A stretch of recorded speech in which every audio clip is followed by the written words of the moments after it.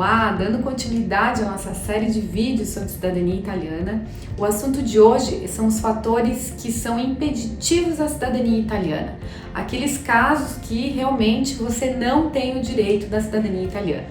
Quais são esses fatores? Eu vou elencar aqui 5 casos que são os principais aí que você deve observar quando for iniciar o seu processo. O primeiro deles é: verifique se o seu ascendente italiano, se você tem realmente de fato um ascendente italiano que nasceu na Itália, tá? Por que eu digo isso? Porque muitas pessoas às vezes, eu soube que meu bisavô nasceu na Itália, e depois vai fazer essa pesquisa e descobre que não nasceu na Itália. Então realmente você tem que observar isso, procure ir a fundo, veja se você encontra a certidão de nascimento, que é como eu falei no vídeo anterior, esse é o principal ponto para você ter ou não direito à cidadania italiana. O segundo ponto: se existe uma mulher na transmissão do teu direito à cidadania italiana. Por que isso? Porque em dia 1º de janeiro de 1948 foi promulgada a Constituição italiana. E com isso a mulher passou a ter alguns direitos civis, dentre eles de transmitir o direito à cidadania italiana a seus filhos. Então, se o filho dessa mulher nasceu anterior a 1948, não tem o direito, não transmite o direito aos outros seus descendentes.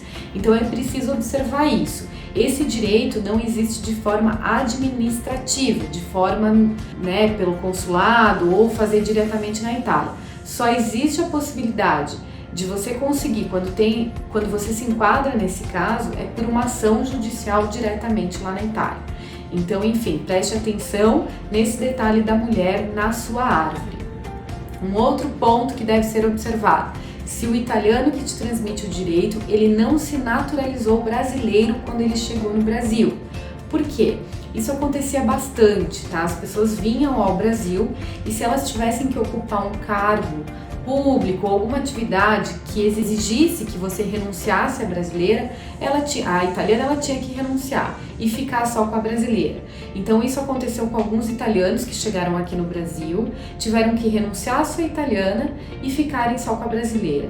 Nesse caso, os seus descendentes não têm mais direito, infelizmente, tá? Um outro ponto que deve ser observado: os declarantes dos nascimentos de toda a sua árvore genealógica. Como que você observa isso, tá? Quando você nasce, quando nasce, uma pessoa, alguém vai até o cartório, ou o pai, ou a mãe, ou ambos, para registrar o nascimento dessa criança. O que acontece? Em muitos casos, nem sempre vai o pai e a mãe, porque às vezes a mãe ainda está no hospital, às vezes a mãe está ainda cuidando da criança pequena e vai só o pai lá e faz a declaração do nascimento, ou só a mãe, enfim, em alguns casos. Então, quando falta um dos genitores para declarar esse nascimento, não tem mais o direito, tem que observar isso. Tá? Lembrando que a questão do pai e da mãe serem os declarantes do nascimento não são exigidos para todos os processos. Tem alguns casos que eles exigem só que aquele que transmite o direito seja o declarante do nascimento, não a mãe ou o pai que não foi lá e declarou o nascimento. Então isso é um ponto que você deve observar. Agora vamos para o último ponto, que também é relevante, que você prestar atenção, é se o teu ascendente italiano não nasceu em Trento, nessa região da Itália. Por quê?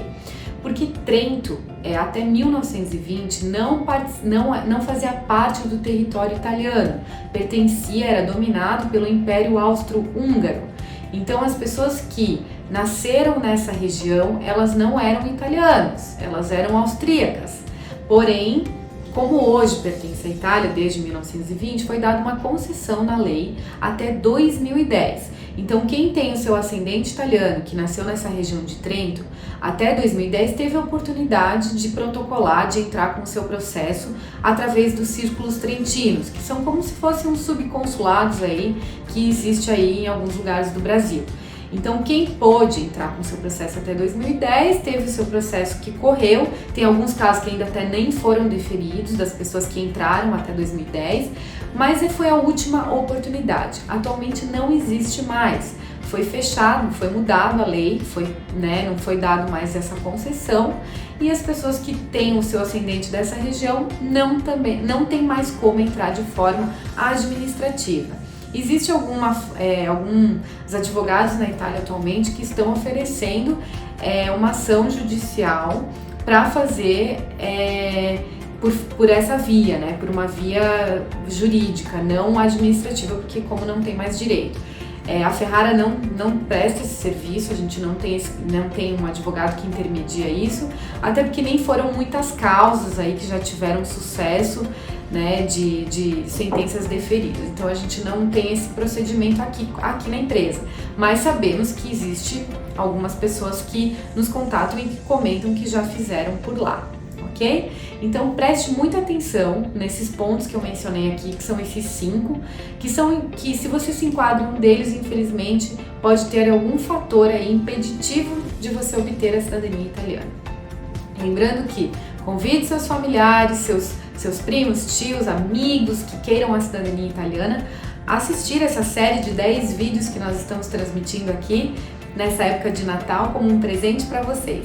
Acessem o nosso canal aqui, curtam, seguem a gente por aqui, também nas nossas redes sociais, e até o próximo vídeo com um novo assunto aí sobre cidadania italiana para você.